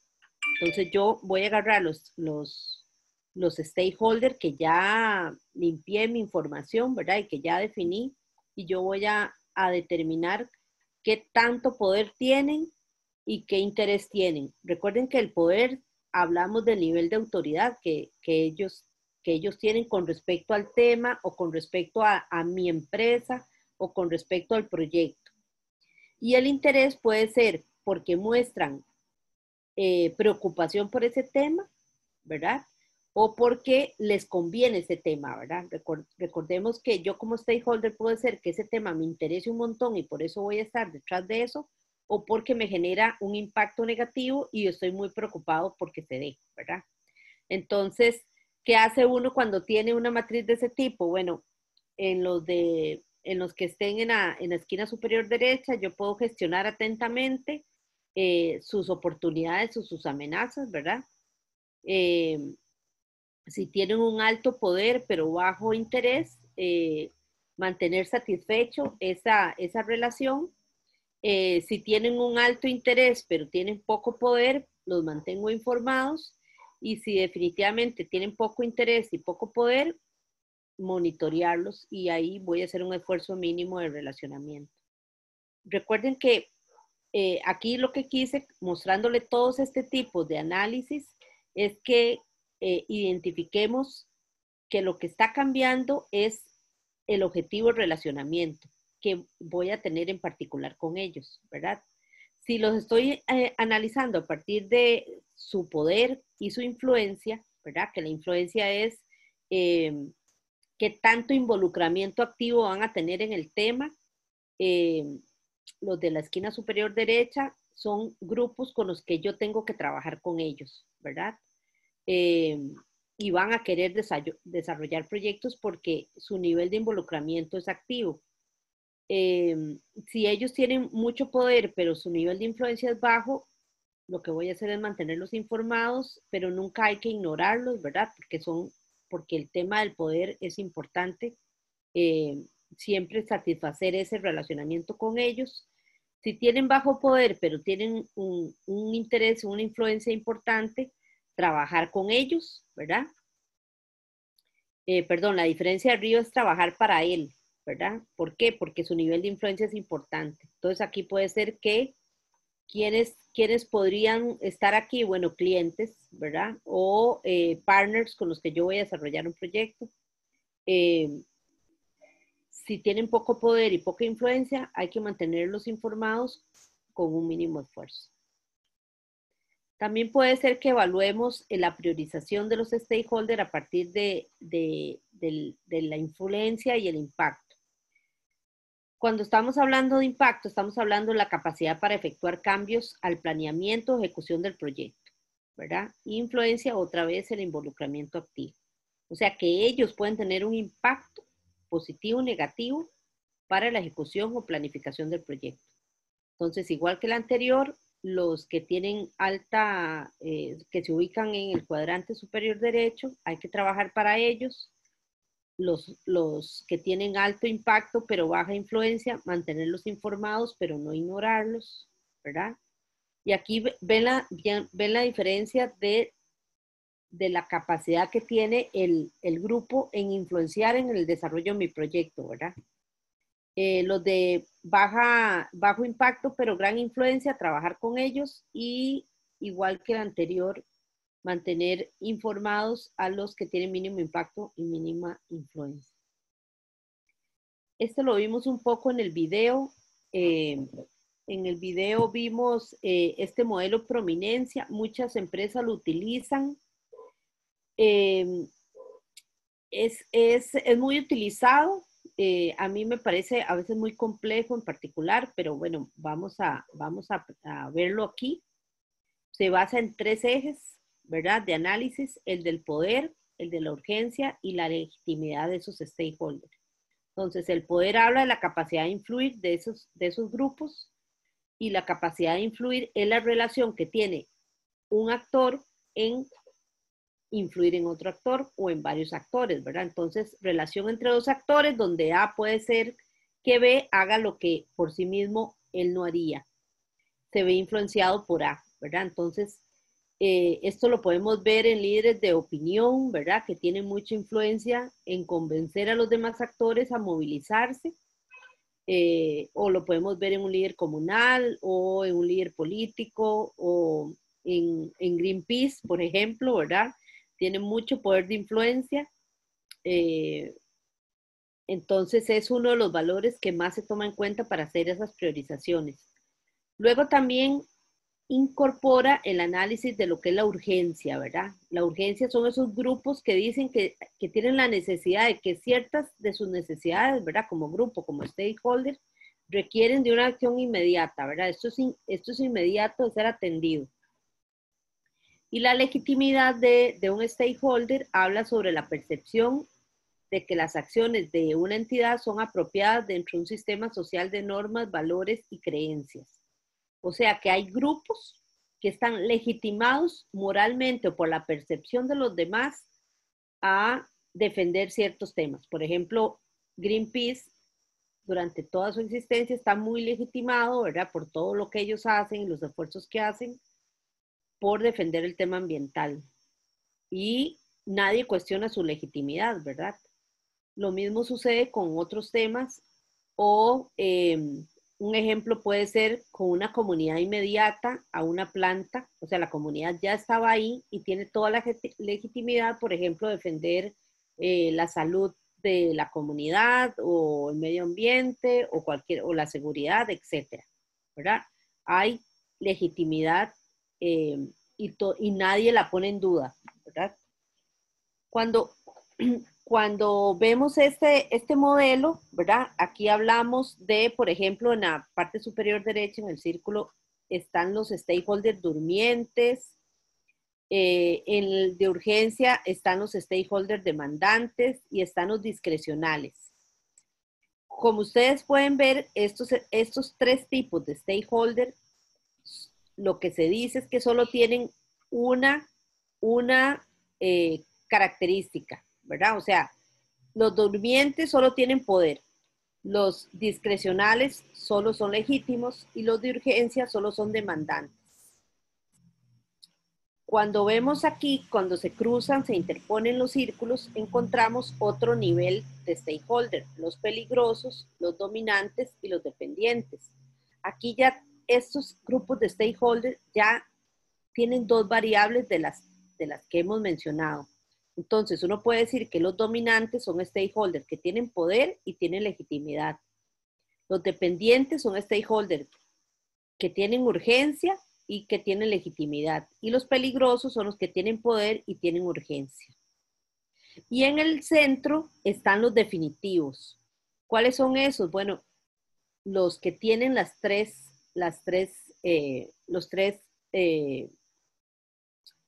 tres criterios de priorización de estos stakeholders, ¿verdad? Entonces uno podría decir que los definitivos son aquellos stakeholders estratégicos con los que yo tengo que trabajar. Recuerden que no significa que yo solo voy a trabajar con los definitivos, porque dependiendo de los temas o de la delicadeza de los temas, ¿verdad? O del nivel en que esté un tema, puede ser que yo en particular tenga que trabajar más en ese momento con los peligrosos o con los dominantes. También un stakeholder puede estar en una sola posición y esto cambia radicalmente, ¿verdad? O sea, en los mapeos de stakeholder no son identificaciones estáticas, cambian constantemente como cambian la relación de todos con los diferentes stakeholders, ¿verdad? Esto es un tema cambiante y por eso es muy importante siempre estar en revisión constante del mapeo stakeholder. Le pongo como ejemplo, yo que trabajo en proyectos constructivos, nosotros cuando tenemos un proyecto grande y hemos hecho mapeo stakeholder, por lo menos 2 veces al año se hace una revisión de los stakeholders y de cómo ha cambiado el movimiento de los grupos de interés. Además, esto va muy relacionado con la vida de los proyectos. Recordemos en la clase pasada que yo les enseñaba un gráfico donde tu nivel de influencia puede ser muy bajo inicialmente y luego conforme pasa el momento de relacionamiento va a requerir algunos stakeholders menos tiempo y otros más tiempo. Y la relación cambia. Entonces puede ser que un stakeholder inicialmente era amenazante para el proyecto y conforme hemos desarrollado el plan de relacionamiento, ese stakeholder ya baja a otro nivel, menos amenazante, ¿verdad? ¿Es suficiente con hacer este tipo de análisis? Bueno, no. A veces tenemos también que hacer análisis sobre el dinamismo de los grupos de interés. Por ejemplo, aquí uno podría hacer una matriz de nivel de autoridad, ¿verdad? De poder y dinamismo, hablando sobre la flexibilidad de sus grupos o la predecibilidad, ¿verdad? ¿Qué tan predecibles son o son tan flexibles? Aquí uno podría pensar si con base en esos criterios, que los que se ubiquen en la esquina superior derecha de la matriz, puede ser que sean poderosos y poco predecibles, que los que tienen alto poder y bajo dinamismo, alto poder y bajo dinamismo, son los que presentan mayores peligros, pero también oportunidades. Los que tienen bajo poder y mayor dinamismo presentan pocos problemas, ¿verdad? Porque no son tan poderosos como los demás. Y los que están aquí, que tienen bajo dinamismo, ¿verdad? No se mueven tanto, son poco flexibles y tienen bajo poder, son predecibles, pero manejables, ¿verdad? Son impredecibles, pero manejables. También uno puede hacer un cruce de cooperación y amenaza, ya que vamos a encontrar grupos de interés mixto que van a colaborar con el proyecto, con la empresa. También podemos encasillar los grupos de interés que tienen apoyo y que les gustaría implicarse en el tema. Y también vamos a poder mapear grupos de interés que no van a apoyar y están más en una posición de defensa. Y grupos de interés que son más marginales, ¿verdad? Y que podríamos controlar un poquito más. Ok, eso es como un repaso muy preliminar, poco profundo, pero como para que entienda más o menos como qué hace uno con los stakeholders. Esto que les quiero compartir es, bueno, el primer capítulo de la accountability. En este capítulo hablamos sobre las 5 etapas de relación estratégica con stakeholder, que vamos a hacer un repaso en este curso. Y el inicial es el pensamiento estratégico, ¿verdad? Recuerden que este enfoque de la accountability es tener un relacionamiento con los grupos de interés muy orientado a los resultados, ¿verdad? Entonces se basa en 5 etapas: pensamiento estratégico, análisis y planificación, fortalecimiento de las capacidades de relacionamiento de la empresa, el proceso de relación y el actuar, revisar e informar. Como ven, tienen un modelo muy de gestión de mejora continua, ¿verdad? Muy enfocado a eso. Y la idea es repasar un poco para que ustedes entiendan cómo llevarlo. A mí particularmente me parece el más completo de todos. El accountability se basa en 3 principios, ¿verdad? Accountability habla sobre la inclusividad, ¿verdad? El responder a las necesidades y aspiraciones de los stakeholders, pero con priorización, ¿verdad? Y esa identificación y priorización se basa en esos 3 principios. 1, la relevancia, saber lo que es realmente importante para la organización y sus stakeholders. Y esta relevancia va muy enfocada a la materialidad de la organización, ¿verdad? Gastar los recursos en lo realmente relevante. O sea, identificar los stakeholders estratégicos y relacionarlos con los temas estratégicos.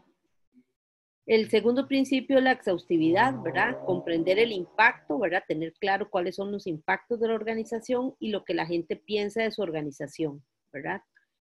una materialidad bien hecha siempre está relacionada con las expectativas de las partes interesadas. No es suficiente que la organización identifique lo que desde su punto de vista le parece material atender, si no está tomando en cuenta las expectativas de las partes interesadas, porque evidentemente no está siendo exhaustivo. Y lo otro es tener claro, ¿sí? Es que me gustaría compartir un ejemplo. Ajá.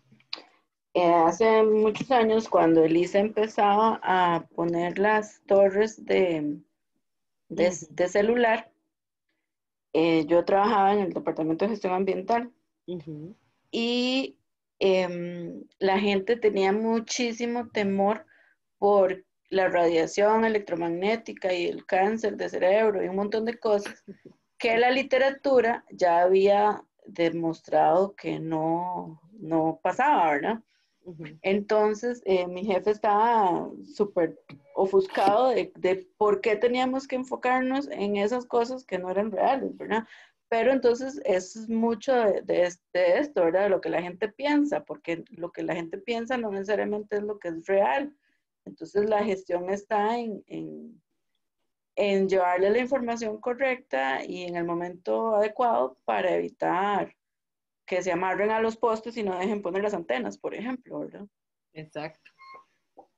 Aquí me pasó a mí, yo vivo en Belén, en Heredia, y yo recuerdo cuando Intel se instaló aquí en el cantón, y me acuerdo un montón de gente que se amarró a las torres de electrificación, porque el ICE les brinda el servicio con unas torres de alta tensión, porque lo mismo, decían que causaba cáncer, bueno, de todo, ¿verdad?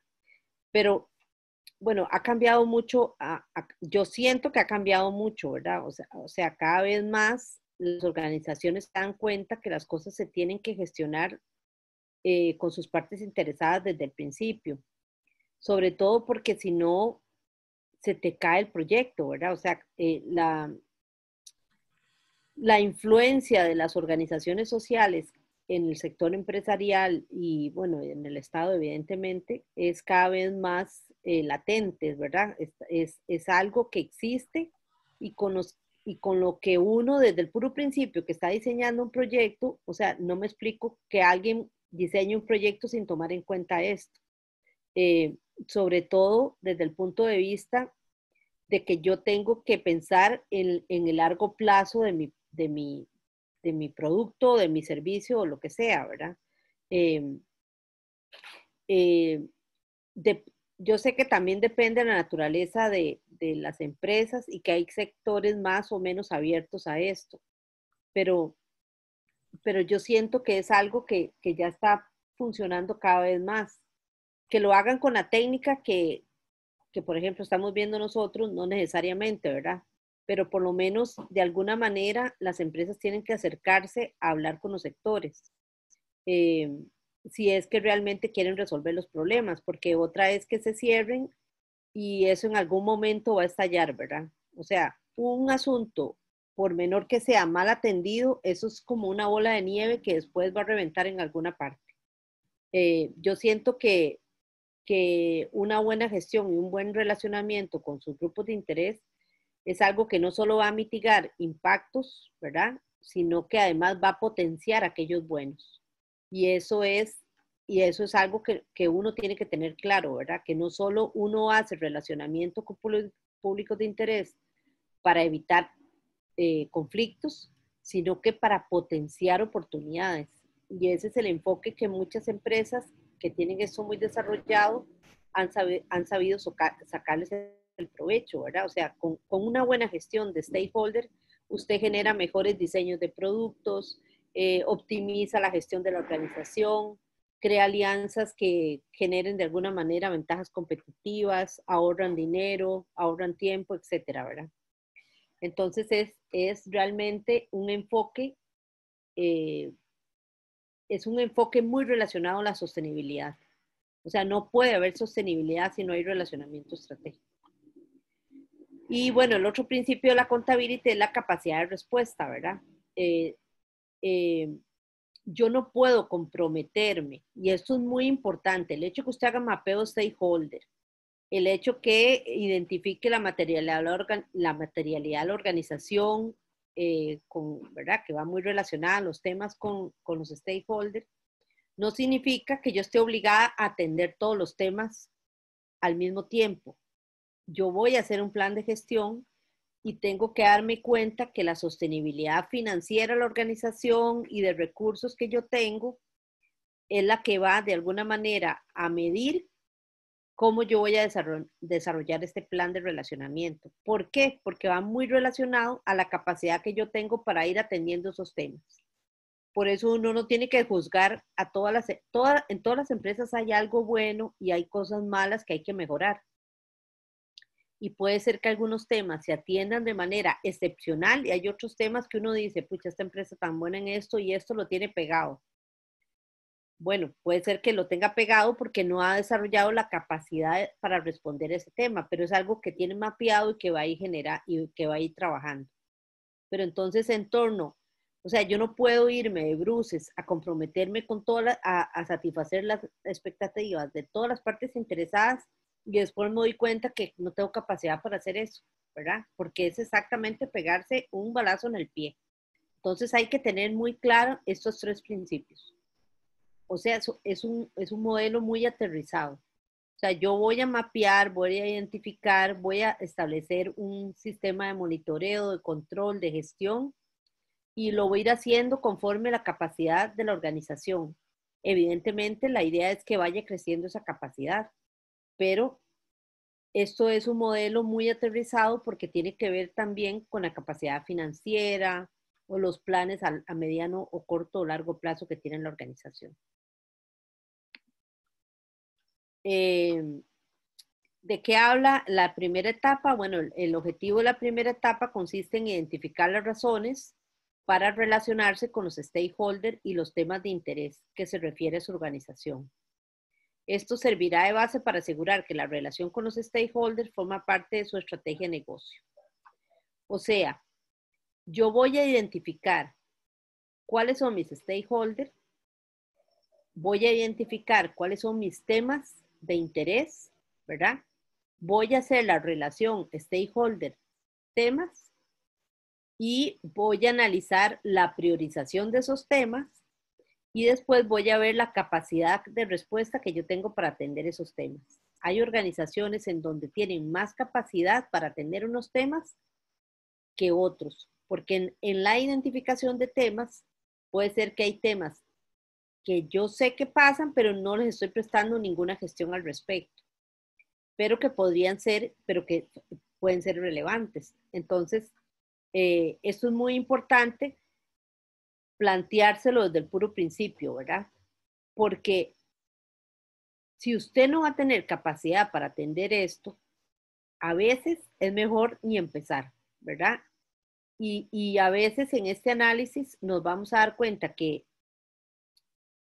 yo ni siquiera puedo cumplir las mínimas expectativas de las partes interesadas, que yo tengo que trabajar más a lo interno y mejorar esa capacidad para yo entrar en el primer nivel. Y esto es muy importante tenerlo claro porque no significa que la empresa no quiera hacer las cosas, es que las cosas se tienen que hacer responsablemente y planificadamente. Entonces puede ser que la empresa puede empezar por lo más fácil, ¿verdad? Y no necesariamente, y mejorar su capacidad de gestión para otro tema y así irlo planificando, ¿verdad? Entonces hay que hacerse estas preguntas. ¿Por qué quiere usted y sus stakeholders relacionarse? ¿Verdad? Porque a veces recordemos que alguien quiere relacionarse, no es porque quiere, es porque las circunstancias se lo están imponiendo, como el ejemplo de Nestlé. No necesariamente Nestlé quería de repente resolver este tema ya y hacerlo en este escenario, pero tuvo que hacerlo porque no tuvo otra salida. O sea, es el peor escenario para relacionarse. Ante una crisis es el peor escenario de todos. Siempre la idea es evitar llegar a eso, ¿verdad? También hay que tener claro a quién desea convocar, ¿verdad? Para ese relacionamiento, qué temas desea tratar, qué desea lograr y cómo sabrá si ha tenido éxito. O sea, pensar realmente cómo dar el primer paso. y hacerse las preguntas que necesita para eso. Que la identificación de stakeholder puede realizarse a través de diferentes dimensiones.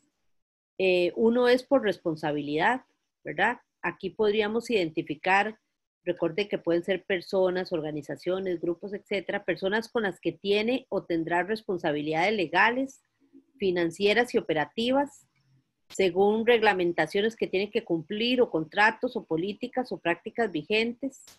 Este mecanismo de estas dimensiones es muy apropiado para buscar la exhaustividad a la hora de identificar stakeholder, porque hay unos que son muy fáciles de identificar, pero hay otros que realmente hay que pensar un ratico para identificarlos y que a uno no se le vaya a nadie. La idea es hacer un mapeo inicial muy extenso y luego ordenarlo.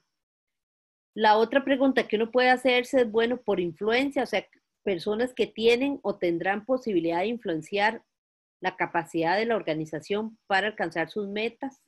O sea, hacerse esa pregunta, ¿quiénes realmente pueden influenciar para que yo logre las metas o gente que no quiere que yo las logre, ¿verdad? Ya sea que son acciones que puedan impulsar o impedir el desempeño de la organización, y se trata de personas con influencia informal o con poder de decisión formal, ¿verdad? También podemos pensar, para recordar o identificar stakeholder, en la cercanía, ¿verdad? Personas con las cuales interactúa la organización, incluyendo stakeholder internos o con relaciones de larga duración con la organización, o aquellos de los que la organización depende en sus operaciones cotidianas y los que viven cerca de la planta de producción, ¿verdad? Así es como uno comienza a pensar, uy, sí, se me acordé de tal líder comunal, me acordé de tal, recuerde que yo le pido permiso a tal institución para poder funcionar, etcétera. Otros son por dependencia, también ahí se nos pueden recordar que stakeholder con los que nos relacionamos. Estos son personas que más dependen de la organización, obviamente los trabajadores y los empleados, ¿verdad? Que dependen del pago de sus salarios. Los clientes cuya seguridad, sustento o salud o bienestar depende de los productos que yo le ofrezco, o proveedores a quienes la compañía es un cliente importante para ellos. Recuerde que estos son simplemente formas en cómo yo podría de alguna manera tratar de que no se me olvide ningún stakeholder a la hora de identificación. Y hay otros que son stakeholders por representación, personas que a través de estructuras regulatorias, culturales o tradicionales representan a otras personas, líderes comunales, representantes sindicales, consejeros, representantes de organizaciones de miembros, ¿verdad? Etcétera. Profe, Sí. consulta. Si por A o por B un stakeholder me queda en varias columnas, ¿eso es posible o significa que está mal clasificado y realmente tengo que meterlo prioritariamente solamente en una? No, no es posible. Recordad que estos son como formas de autopreguntarse, ¿verdad? Diferentes dimensiones en donde yo tengo stakeholder, pero puede ser que aparezcan en varios, ¿verdad? En la guía que yo les voy a enseñar para identificar, es posible que varios stakeholders aparezcan en diferentes dimensiones. Recuerde que aquí es como lluvia de ideas. Yo lo que quiero es que no se me vaya un stakeholder, pero posiblemente después, para sistematizar la información, lo que vamos a hacer es limpiar la información, y entonces un stakeholder que me aparece repetido, simplemente limpio y lo pongo una sola vez cuando ya estoy ordenando la información. Pero sí, evidentemente puede salir en varios modelos, ¿verdad? Perfecto, gracias.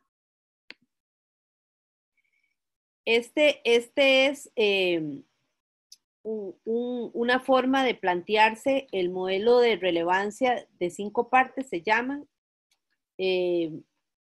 La idea para este modelo es identificar temas, o sea, yo ya tengo los stakeholders, y ahora paso a la siguiente etapa, que es identificar temas con los que yo voy a clasificar los stakeholders. O sea, este stakeholder, este proveedor, yo lo tengo amarrado con este tema, ¿verdad? Entonces uno se hace una prueba de relevancia. Y este es como un tamiz, ¿verdad? Para identificar temas de la organización. Entonces, para identificar estos temas, yo me pregunto o me cuestiono cuáles son temas que producen impactos financieros directos a corto plazo para la organización, ¿verdad? Entonces son una serie de criterios para yo comenzar a identificar temas. O sea, ya pasé la etapa de identificar stakeholder, ahora voy a pasar a la etapa de identificar temas relevantes de la organización, ¿verdad? Luego me puedo preguntar cuestiones por las que la compañía haya acordado políticas de naturaleza estratégicas, suelen adoptar la forma de compromisos con stakeholder claves. Luego me pregunto temas que organizaciones similares consideren relevantes, es decir, normas basadas en organizaciones pares, o sea, ¿qué están haciendo otras empresas de mi sector que yo veo que están siendo relevantes y que yo también debería estar atendiendo o que yo soy parte de esas que atienden? Temas que los stakeholders consideren lo bastante importantes como para movilizarlos a la acción, ahora o en el futuro. Temas que se consideren normas sociales, según indique la regulación, probables regulaciones futuras o normas y prácticas institucionalizadas. Esto es como unas preguntas que uno se hace para poder identificar temas relevantes de la organización. Entonces, este es como la primera parte que yo quería que viéramos de contenido de cara a lo que vamos a ver la próxima lección. La próxima lección, yo sé que hoy fue muy teórico, pero la próxima lección es un método práctico de cómo hacer esto ya en la vida real, ¿verdad?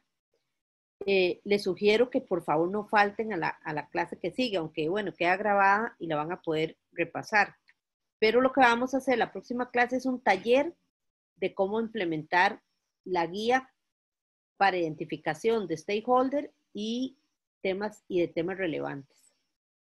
Quería dejarles de tarea, chiquillos, que definan ustedes en dónde van a hacer el trabajo final, si va a ser puede ser una organización, una institución, una empresa, y me pasan al chat de WhatsApp la empresa y me ponen quiénes van a trabajar. Yo sugiero que se trabajen en parejas, pero tengo una duda. Fíjense que yo entré al aula virtual y me salieron 8 alumnos, pero yo no sé si son 8 o 9. Iba a llamar a Sharon a ver si eran 8 o 9, porque si no, será que un grupo sea de 3 y el resto parejas, porque si no va a quedar como extraño.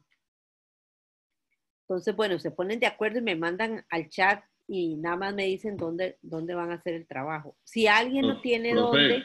¿Sí? Perdón, buenas noches. Es que yo hasta ahora me incorporé, de hecho, a la aula virtual, no a las clases, sino a la aula virtual. Yo creo que era yo que hacía la diferencia. Ah, puede ser. Ok.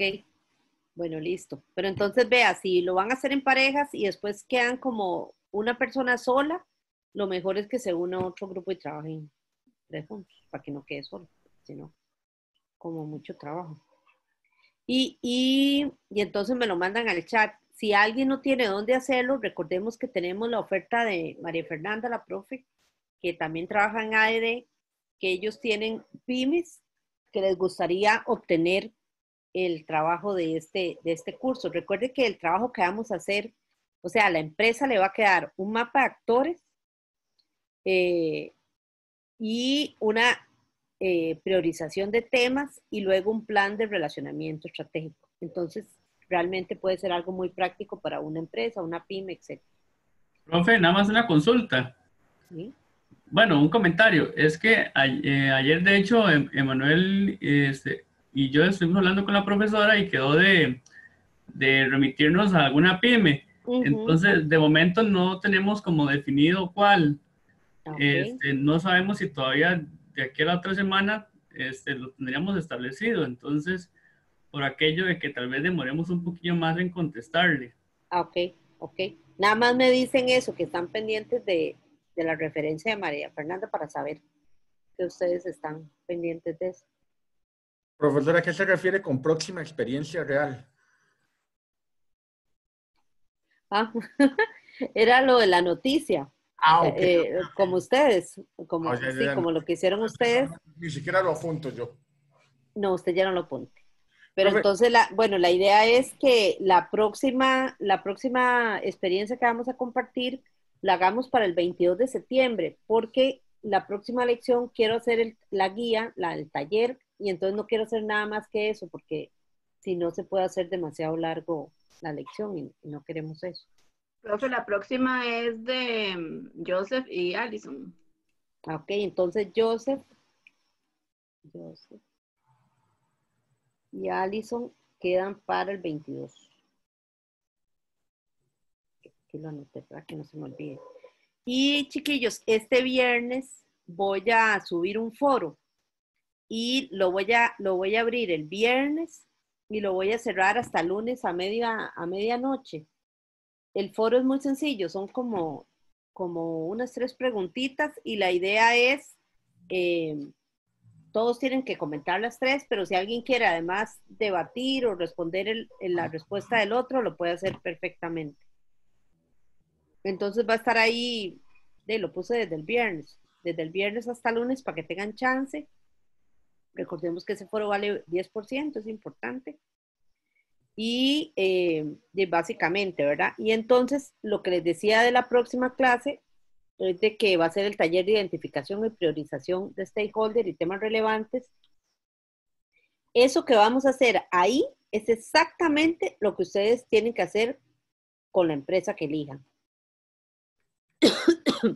y esa guía, ese taller, es el que les va a dar la materia prima más importante para el desarrollo de todo el resto del trabajo final. De hecho, para mí es la parte más difícil y por eso se las puse al principio, porque después de eso, ya el resto es como más lógico hacer y bueno, eso digo yo ahora, como más sencillo poder elaborar y en donde ya no tienen que hacer convocatorias o ese tipo de cosas y entonces ya salen como de esa parte. Entonces, para que lo tomen en cuenta, por eso es muy importante tener como listo dónde va a ser, porque creo que en la clase, bueno, eso se los puedo decir la próxima clase, cuando ya tienen que exponer ese trabajo. Haciendo ese taller se tardan alrededor de 3 horas. Es un taller, es como un taller de identificación. Normalmente uno lo haría en físico, en un salón, con trabajo en grupos. Ahora lo voy a adaptar a que se pueda hacer de manera virtual. Y la idea es recopilar la información necesaria para que usted pueda hacer un mapa, una priorización de stakeholder y identificación de temas relevantes. Es lo que vamos a hacer en la próxima lección. Profe, ¿sí, hay un dato curioso rápido con Zoom para que lo vaya considerando, si no es que ya es así como lo va a hacer. Usted nos puede dividir en grupos. Eso es lo que voy a hacer, porque siempre el taller es evidentemente la identificación. Entonces uno tiene como una guía y entonces recuerde que lo que vamos a hacer es extraer la información de la gente para obtener la información que ocupamos para trabajar. Entonces es precisamente eso. Entonces lo que voy a hacer es trabajo en grupos y entonces ustedes van a hacer como si ustedes fueran los de la empresa y yo voy a ser como la que guíe el taller. Entonces yo voy a hacer el papel que ustedes van a hacer con las empresas. Entonces, evidentemente es un reto. Nunca lo he hecho en Zoom, siempre lo he hecho en vivo. Y las veces que me ha tocado enseñar a hacer el taller últimamente, como que hago un simulacro yo misma, pero no, esta vez lo vamos a hacer en vivo utilizando la herramienta Zoom. Ahí voy. Estoy pendiente de ver unos videos de YouTube para ver cómo soy ágil aprendiendo lo de los grupos, que me parece que no puede ser nada del otro mundo. Pero me tienen paciencia porque es la primera vez que lo voy a hacer así. Pero estoy segura que lo vamos a poder adaptar. Si no, también ahí le ayudamos. Hay un par de expertos. Ay, ya me salvé. Pero entonces, esa es la idea. La idea es que realmente sepa manejar la herramienta de investigación, que es lo que realmente quiero que aprendan. Y básicamente esta es la lección de hoy. Y entonces damos por finalizada la clase. Si alguien tiene una duda o algo, ahí está el chat para que se conecten conmigo. ¿Alguna pregunta? Y si no, muy buenas noches. Una, profe. Muchas gracias. Las presentaciones usted las sube al aula. Sí, yo ya subí la 1. Ahora en la noche voy a subir hasta allá, para que no se me olvide. Ok. Perfecto, Okay. muchas gracias. Muchas gracias, profesora. Buena vida, chao. Gracias, chao. Buenas noches. Buenas noches. A todos. Gracias.